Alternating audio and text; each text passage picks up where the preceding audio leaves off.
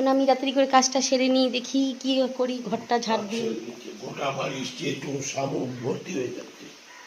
ও মা, এ কি, আমি কি করবো এর জন্য? চেটো মেটো হলে আমি কি করতে পারি? তোমার জন্য আমার জন্য মনে হচ্ছে আমি জন্ম দিয়েছি চেটো শামুক পিঁপড়ে, এদেরকে আমি জন্ম দিয়েছি, ওরা বৃষ্টি হচ্ছে ওরা ঘরে আসবে না। হায় রে, ওরাও তো আসবে, ওরাও তো বাঁচতে চায়, ওদেরও বাঁচার অধিকার আছে, ভগবান ওদেরও প্রাণ দিয়েছে, ওরাও বাঁচবে, ওদেরও সব কিছু আছে।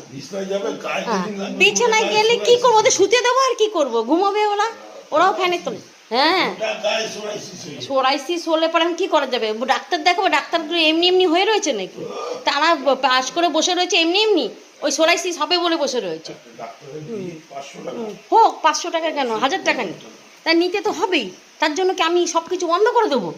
হ্যাঁ, গাছ কাটবো না, ব্যাংক কাটবো? গাছ আমার প্রাণ, গাছ হলো, গাছ প্রাণ দিয়েছে, এত সুন্দর গাছকে আমি কেটে দেবো? ছি ছি ছি ছি, না না না না।